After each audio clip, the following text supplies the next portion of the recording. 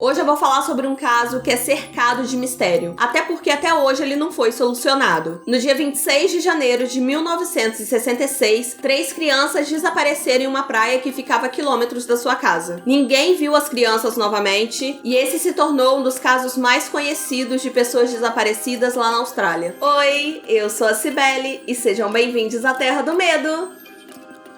Hoje temos café e Vitor calado. Você quer que eu saia dando um oi pros outros? Assim, Óbvio! Os outros vão se assustar. As pessoas se assustam com a minha voz. Hoje a gente vai tratar de mais um caso. E esse caso, de novo, envolve criança. Mas hoje o caso é de desaparecimento. Mas antes da gente ir pra esse caso de hoje, confere aqui embaixo se você tá inscrito nesse canal. E dá uma olhadinha nos nossos planos de apoio. A gente tem o Apoia-se e o Seja Membro. E como recompensa do Apoia-se, o que nós temos, Vi? Várias coisas, né? Várias coisas. Mas o que a gente mais tá gostando de fazer é um quadro novo de podcast que chama Acabei de Assistir, onde a gente fala sobre filmes que a gente acabou de assistir, né? Filmes de terror, filmes que a Cibele indica ali, que eu vou lá na dela, né? E acabo me assustando. E também tem apoios de R$5 que a gente cita o nomezinho de vocês lá no episódio de podcast, que a gente já citou alguns também, né? Dá um muito obrigado lá pra vocês também. Enquanto a Cibele tá comendo, eu vou aproveitar pra vocês pra pedir os likes,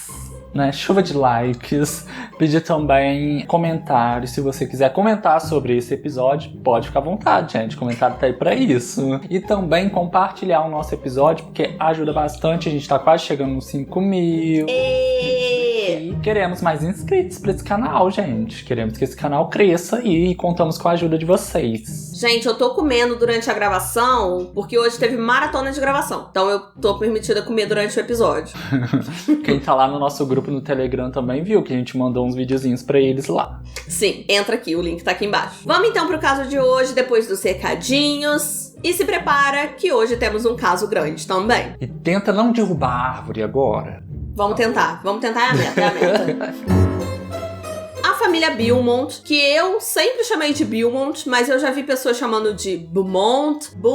É um nome diferente mesmo, eu conheço como Beaumont, eu vou chamar assim. Eles viviam uma vida bem tradicional, assim, uma família tradicional mesmo, com papai, mamãe, filhinhos, e tava tudo super tranquilo em 1966. O Jim, que era o pai da família, ele trabalhava com venda de artigos de linho ambulante, e por conta disso ele acabava viajando bastante. A Nancy era aquela típica dona de casa que cuidava do lar e dos filhos. A primeira filha do casal nasceu em 1956 e era Jane. A Arna, que era a segunda filha do casal, nasceu em 1958. E o Grant, que era o menininho mais novo, nasceu em 1961. E esse caso corta o meu coração, gente, porque imagina perder 3 criancinhas fofas, eu não me aguento. A família morava no subúrbio de Somertal e era conhecido por ser um lugar super tranquilo. Além disso, eles moravam pertinho da praia. Se eles fossem de ônibus, eles chegavam ali em 5 minutos na praia. E quando a Jane fez 9 anos, o Jim e a Nancy começaram a confiar nela para ela cuidar dos irmãos e levar eles até a praia. Nesse momento, eu preciso fazer uma inserção aqui de um comentário, porque provavelmente vocês vão ficar assim: meu Deus, crianças sozinhas pegando no ônibus, a mais velha tinha 9 anos. Estamos falando de 1966, onde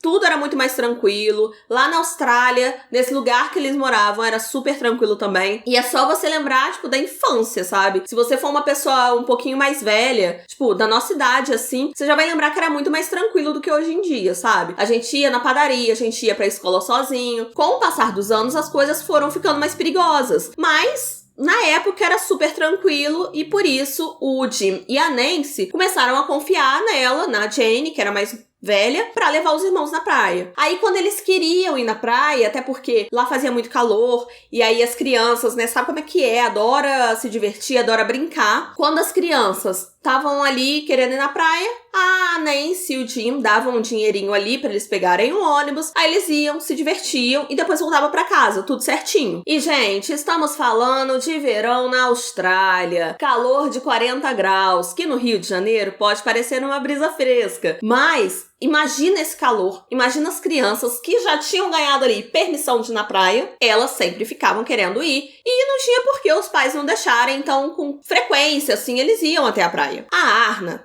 que tava ali com 7 anos de idade, ela começou a brincar em casa que a Jane, que é a mais velha, de 9 anos, tinha arrumado um namoradinho na praia. Os pais não se importaram muito com isso, não ficaram preocupados com isso quando ouviram essa brincadeirinha, porque criança costuma brincar desse jeito, acharam que era uma brincadeira de criança mesmo, acharam que era outra criança que eles tinham conhecido e talvez ali estavam com essa brincadeirinha de namorado. No dia 25 de janeiro de 1966, o Jim, que era o pai das crianças, ele ia viajar pra trabalhar, assim, a negócios. Aí no caminho ele decidiu levar as crianças pra ir à praia. Ele resolveu levar as crianças porque ele passaria os próximos 2 dias fora, e aí, enfim, pra ficar um tempo a mais com os filhos. Aí o Grant, o mais novinho, chegou pro pai dele quando eles estavam se despedindo e falou assim: papai, não se preocupe, nós vamos ficar bem. Pode ser uma fala normal de uma criança que está indo na praia, pode ficar tranquila, a gente vai voltar pra casa de boa. Mas no contexto geral, a gente já fica meio assim, nossa, por que essa criança falou isso? Enfim, só uma curiosidade que eu encontrei nas pesquisas e guarda isso no coração de vocês. No dia 26 de janeiro de 1966, estava sendo comemorado o Dia Nacional da Austrália, que é bem parecido com o 7 de setembro nosso, sabe? As pessoas comemoram, vão pras ruas, aí ficam felizes, festejam. Até porque pros habitantes, esse dia é um dia muito feliz. O dia 26, estava super quente, aquela coisa. As crianças já ficaram alvoroçadas, pedindo pra Nancy pra deixar elas irem à praia. E, gente, a Nancy não pensou 2 vezes, sabe? Ela entregou um dinheirinho pras crianças, que eram 8 shillings e 6 cents. Isso é bem pouquinho dinheiro mesmo. Pra eles pegarem o ônibus, voltarem pra casa depois e comer alguma coisa na praia quando chegassem. E o ponto de ônibus ficava só alguns metros da casa dos Beaumonts. A Nancy tinha falado pros filhos dela chegarem em casa, pegarem um ônibus de meio-dia. Isso pra eles almoçarem juntos, ela estaria preparando o almoço, e aí ela ficou esperando eles no ponto. Só que aí o ônibus de meio-dia passou e as crianças não desceram nele. Até aí, nada demais. As crianças podem ter perdido um ônibus. Quem nunca, perdeu um ônibus teve que esperar o próximo. Aí a Nancy não ficou preocupada, até porque isso já tinha acontecido antes, deles perderem um ônibus e virem no próximo. Só que aí o ônibus de 14 horas passou e eles não desceram também. O Jim chegou em casa e ele encontrou a Nancy completamente aflita, procurando pelos filhos. E aí eles pensaram assim, não, calma, vamos refazer os passos deles. Aí eles refizeram os passos, foram até a praia, voltaram. E, gente, foi só perda de tempo, isso durou algumas horas, mas eles não encontraram nada das crianças. Por volta de 7h30 da noite, os dois chamaram a polícia. Fazia ali umas 10 horas, mais ou menos, que as crianças tinham desaparecido, que elas tinham saído de casa. A polícia foi contactada, mas aí o Jim resolveu continuar procurando pelas crianças pela rua e a Nancy ficou em casa esperando pra caso o Jim encontrasse elas e voltasse pra casa ou se as próprias crianças voltassem. Na manhã do dia 27 de janeiro, as crianças foram declaradas oficialmente desaparecidas e a partir daí começou a investigação. E essa investigação foi feita majoritariamente com o relato das pessoas, das testemunhas. Várias testemunhas lembram de ter visto as crianças, inclusive o motorista do ônibus. Aí, uma moça também viu as crianças, inclusive ela descreveu bem como é que as crianças estavam. E ela lembra de ter visto a Jane segurando o livro que ela estava lendo, que era Little Woman, que foi uma característica bem importante, assim, Porque aí sabiam que a mulher realmente tinha visto as crianças, porque descreveu certinho. Aí tem um relato que é muito complicado, que é do carteiro. O carteiro se chama Tim Peterson, e ele lembra de ter visto as crianças à tarde. Mas era complicado, porque todas as testemunhas viram as crianças de manhã. Então, os relatos não batiam, sabe? Ele falou que tinha visto as crianças no final da tarde, que ele guardou com clareza porque era uma coisa atípica, mas a polícia meio que entendeu que ele tinha se confundido mesmo, porque ele pode ter confundido o horário, coisa e tal. Aí acabou juntando com as outras declarações, com as outras testemunhas e consideraram que ele tinha visto de manhã e se confundiu. E ele mesmo, assim, até falou que poderia ter se confundido. Foi um relato que bagunçou ali um pouquinho as coisas, porque era o que ia de encontro com os outros. Mais tarde, uma senhora disse que viu as crianças brincando num lugarzinho separado da praia. Fica na praia, mas era um lugarzinho separado, tipo um parque ali, que tinha um chafariz, tinha coisa de água e tal. Era um lugar que as crianças ficavam brincando mesmo, então não seria incomum que elas brincassem ali. Só que o que acontece? Essa senhora também reparou que tinha um homem deitado de bruços, olhando as crianças brincarem. Segundo essa senhora e pelo menos mais 3 testemunhas, esse cara era alto, mais ou menos ali 1,80 m, era magro, loiro, e ele tava deitado olhando as crianças brincarem, mas depois ele levantou e foi ali conversar com as crianças e começou a brincar com elas também. Algumas testemunhas também falaram que viram que ele ajudou as crianças a se vestirem. E assim, era um negócio estranho, porque o cara tava vestindo crianças. Por exemplo, a Jane já tinha idade de se vestir sozinha. Aí algumas pessoas assumiram que ele tava com as crianças mesmo, que ele estava ali brincando com elas, era algum parente, alguma coisa. Mas era estranho a forma que ele tava colocando roupa nelas. Ele tava fazendo tudo com muita calma, parecia que ele tava aproveitando o momento, isso segundo as testemunhas. Era uma forma de ajudar meio que diferente de que um pai ou uma mãe ajudariam, sabe? Que é tipo assim, coloca essa roupa aqui e vamos, sabe? A Nancy, que é a mãe das 3 crianças, ela acha complicado esses relatos. Ela não acredita muito. Por quê? Segundo as descrições dos pais, as crianças, e principalmente a Jane, a mais velha, eram muito tímidas, eram muito reservadas. Então, elas não iam ficar se sentindo à vontade perto de uma pessoa que elas não conhecem. E aí, acabou ficando complicado da Nancy acreditar, até porque ela falava que a Jane também não era ingênua. Aí, assim, só abrindo um parêntese aqui, ela não ficava à vontade perto de pessoas que não conhecia. Mas, eles iam sempre sozinhos à praia. Então, pode ser que eles já se conheciam há bastante tempo. Só um parêntese. Não conseguiram identificar muito bem esse homem, não dava pra saber quem ele era, mas ele se tornou o principal suspeito. E aí criou-se mesmo essa teoria de que esse cara foi se aproximando das crianças durante, os dias que eles iam sozinhos. Por exemplo, aquela brincadeira que a Arna tava fazendo de que a Jane tinha arrumado um namorado. Aí o pessoal já ficou assim, pode ser que isso tenha uma ligação. Pode ser que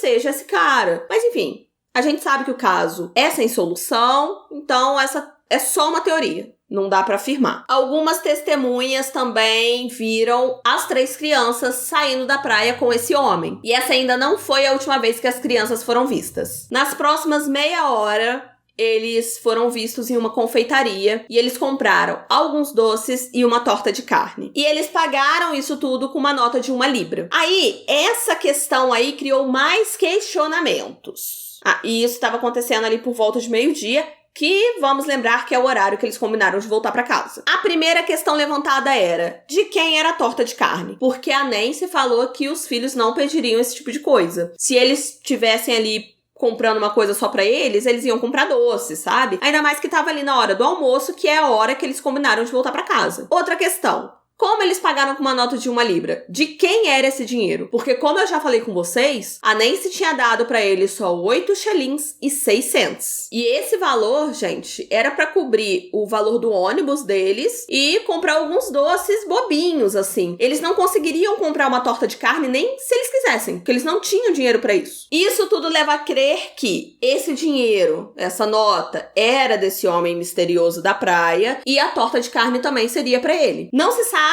onde esse cara tava durante esse tempo que as crianças foram comprar, mas suspeita-se que, por ele não estar junto com as crianças, ele já estava pretendendo levar as crianças, sequestrar elas, porque aí seria uma forma dele não ser visto com as crianças. Senão ele entrava na padaria, de boa, ia comprar o que tivesse que comprar com elas. E esses foram os relatos das últimas vezes que os irmãos foram vistos.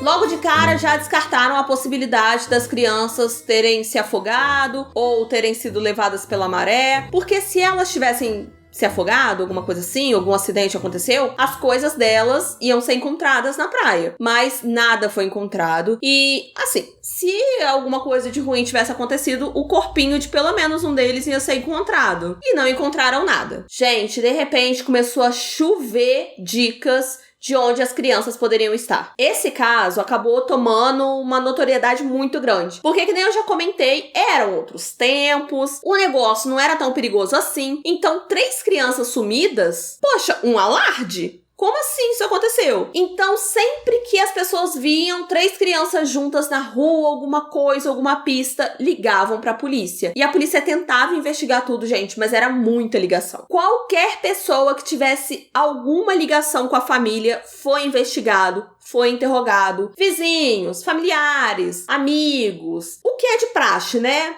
ver ali todo mundo que tava em volta pra ver se acha alguma coisa. Também foram feitas buscas por toda a cidade em busca de 3 crianças que estavam ali desaparecidas. Mais ou menos 2 semanas depois do desaparecimento, um jornal da cidade recebeu uma ligação. Quem atendeu a ligação foi a telefonista desse jornal. Segundo ela, era um homem que tava falando, tinha um sotaque estrangeiro e não deu tempo nem dela passar pra ninguém, assim, passar a ligação. O cara só lançou a braba, falou que tava com as 3 crianças e que ele queria uma boa recompensa pra devolver elas. E logo depois disso, ele desligou o telefone. Não se sabe se a polícia investigou a fundo essa ligação, mas ela foi considerada uma farsa. Até porque, gente, essa não era a primeira vez que isso aconteceu, também não seria a última. Agora, ódio de quem manda trote, ódio de quem tenta tirar vantagem de situação assim, sabe? Porque se foi uma ligação de uma farsa mesmo, era a pessoa querendo se aproveitar. Foi passando o mês, foi passando o ano e nada andava, assim, não tinha muita informação. Então acabou que o caso foi sendo arrastado, assim, não tinha muito o que fazer, não descobriam o que tinha acontecido. E acabou que as famílias começaram a tomar mais cuidado com as crianças, porque quando acontece esse tipo de coisa, eu acho que o pessoal fica mais alerta mesmo. E tem que ficar, infelizmente, porque a culpa nunca é dos pais, gente. A culpa é de quem roubou as crianças. Mas as pessoas começaram a tomar mais cuidado e infelizmente, também as crianças viraram aquela historinha que você conta pros filhos, sabe? Tipo, olha, 3 crianças acabaram desaparecendo. Se você não tomar cuidado, você vai desaparecer também. Que é uma tristeza. Uma coisa muito louca nesse caso é que ele chegou até a ter auxílio espiritual. É nessa hora que entra na história um cara chamado Gerard Crosset, que eu não sei se pronuncia assim, tá? Mas é aquela coisa, vamos segurando na minha mão. E esse cara, gente, ele era especializado como parapsicólogo e psicometrista. E apesar de não ter um viés científico, assim, o que ele trabalha, o ramo de trabalho dele, ele já tinha ajudado em outros casos, principalmente na Holanda, que é de onde ele veio. E ali também nos países vizinhos. O cara já tinha uma fama de ajudar em casos criminais. Em novembro de 1966, o empresário que tinha interesse ali no caso, ele convidou o Crosset pra vir como se eu estivesse na Austrália, mas pra ir até a Austrália pra ver o que ele tinha a dizer ali do caso das 3 crianças desaparecidas. O aparecimento desse cara acabou chamando a atenção pro sequestro de novo, mas, gente, os Beaumont não estavam nem aí. Eles acreditavam que o cara era um charlatão, não estavam interessados mesmo, mas a comoção do público, gente, vocês não têm noção. O público realmente acreditou que esse cara poderia ajudar em alguma coisa. Agora acompanhe isso aqui, gente. O Crosset, ele falou que ele tinha quase certeza de que as crianças estavam enterradas em um prédio, um lugar, um armazém que tinha acabado de ser construído. Ele tinha quase certeza. Isso porque na época o negócio era um canteiro ali de obras, então não tinha nada construído, só construiu depois. A polícia não estava acreditando e, sinceramente, a polícia não ia correr atrás de demolir um local privado porque uma pessoa, enfim, que não estava ali nas investigações, falou que poderia ser que as crianças estivessem ali enterradas. Mas o público, gente, o público estava engajado e estava com esperança. Juntaram $40 mil pra desenterrar ali o chão do armazém pra ver se encontrava algum sinal das crianças. E não encontraram, não tinha nada lá. Em 1968, 2 anos depois das crianças terem desaparecido, uma carta que supostamente foi escrita pela Jane foi entregue pro Jim e pra Nancy. Na carta, a Jane, ou quem se passava pela Jane, falava que as crianças estavam bem e elas estavam sob cuidado do homem, que não era identificado na carta em momento nenhum. A polícia levou essa carta pra fazer ali uns exames, não sei o que, uns estudos, coisa e tal, e comparando com a letra da Jane, poderia ser que fosse dela. Tava parecido. Daí eles receberam uma outra carta. Dessa vez era o próprio homem que estava escrevendo a carta. Ele falou que estava com as crianças e que ele estava disposto a devolver elas. Daí marcou um local determinado. Nessa carta dizia até a roupa que o Jim tinha que usar para ir buscar as crianças. E a carta falava também que a polícia não deveria ser avisada. O Jim viajou, gente, 700 quilômetros até o local que a pessoa tinha falado que ia encontrar com ele. O lugar se chamava Dandenong. Eu acho que é assim que se fala. Interpretações. Chegando lá, ele esperou por quase 3 dias, mas acabou que ele contactou a polícia. A notícia acabou se espalhando, então o local ficou bem mais movimentado do que o normal. E é claro que ninguém apareceu lá para entregar as crianças. Pouco tempo depois, mais uma carta chegou, mais uma vez escrita pela Jane, e nessa carta a Jane estava falando que o homem apareceu lá, o homem até estava lá, apareceu, mas que como o Jim não tinha seguido o combinado, aí eles nunca mais iriam ver as crianças. Agora segura essa. 25 anos depois, quando investigaram de novo as cartas, chegaram à conclusão de que quem escreveu essas cartas, na verdade, não foi a Jane. Foi um cara que estava com 41 anos, quando foi descoberto quem escreveu as cartas. E esse cara, na época, era um adolescente que estava fazendo uma brincadeira de mau gosto. E até poderiam julgar ele, mas o crime que ele cometeu, em mandar a carta sem ser a Jane, sem estar com as crianças, esse crime já tinha prescrito. Então não dava nem mais pra julgar ele. Ele até falou que se sentia bastante culpado, mas, gente, é o que eu te falo, assim. Nesse caso, tiveram vários momentos de farsa, de gente querendo se aproveitar da situação, ou de gente mandando trote. Nossa, dá um ódio, gente, disso, que, pelo amor de Deus. Os anos foram se passando e, como em todo caso sem solução, tem ali algumas teorias do que pode ter acontecido, e nesse caso tem uma lista de suspeitos. Eu listei alguns aqui, mas tem vários outros. O primeiro suspeito que eu vou trazer aqui pra vocês é o Bevan Spencer Von Einen. Esse cara já tinha sido condenado à prisão perpétua porque ele cometeu um crime contra um menino de 15 anos. Ele sequestrou, abusou, etc, várias coisas. E uma testemunha que foi identificada só como o Sr. B, ele falou que um ex-amigo do Bevan tinha contado que o Bevan contou que ele sequestrou... Sim, gente, um telefone sem fio mesmo. O Bevan contou pra um amigo e esse amigo contou pro Sr. B. E esse amigo disse que o Bevan tava falando que sequestrou as crianças. E ele falou que tava fazendo alguns experimentos, umas cirurgias de tentar juntar as crianças, meio que centopeia humana, sabe? Uma coisa muito elaborada, e acabou que uma das crianças não resistiu a esse experimento, acabou falecendo, e ele decidiu matar as outras crianças, tirar a vida delas. E apesar de ter todo esse relato, o relato dele não foi muito levado a sério, porque o Sr. B não era uma testemunha confiável. Ele era usuário de drogas, e ele já era conhecido por contar umas mentirinhas, entendeu? E ele também tinha cometido algumas ações criminosas. Fora que o Bevan não tinha confessado formalmente isso, né? Foi só um relato que o Sr. B fez, e foi esse telefone sem fio que eu contei pra vocês. Era um ex-amigo, que aí o Bevan contou pra esse ex-amigo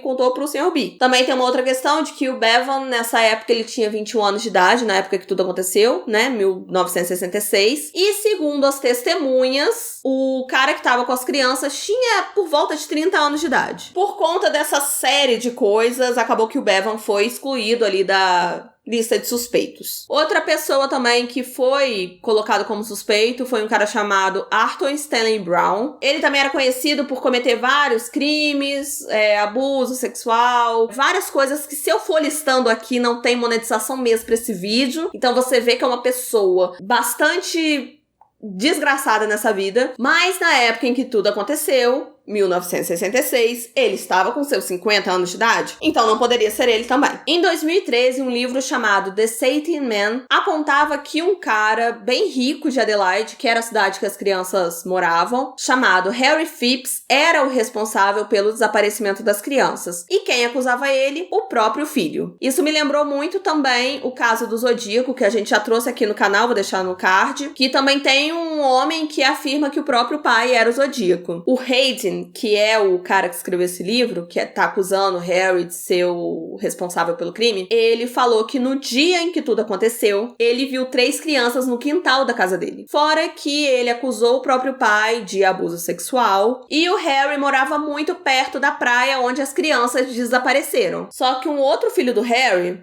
o William, ele falou que desacredita disso tudo. Ele acredita que o irmão só queria mesmo apontar o dedo pro pai. Daí tinha uma fábrica que tinha pertencido à família Phipps, que os policiais, como ele estava ali como um suspeito, os policiais de Adelaide resolveram investigar o local em 2013. Eles fizeram ali uma busca pelo local. E em 2018, eles resolveram escavar o local para ver se encontravam alguma coisa. A escavação foi feita no dia 2 de fevereiro de 2018. Demorou 9 horas para ser concluída e não encontraram nada de significante. Só alguns ossos de animais, lixo, bastante lixo, mas nada que ajudasse a solucionar o caso das crianças Beaumont. Até hoje o caso está sem solução. O Jim e a Nancy continuaram buscando informações sobre eles. Eles acabaram se divorciando. Não tem como, sabe? Uma coisa dessa abala um casal. Eu já ouvi vários casos, assim, de crianças que desapareceram e o casal acabou se divorciando. É uma situação muito complicada. Enfim, gente, tá aí um caso sem solução. E olha, eu sou uma pessoa que acredita muito que isso possa ser solucionado. Mesmo que a pessoa esteja muito velhinha ou até possa ter morrido já, porque se a pessoa tinha 30 anos na década de 60, hoje em dia ela vai ter, sei lá, uns 80, 90...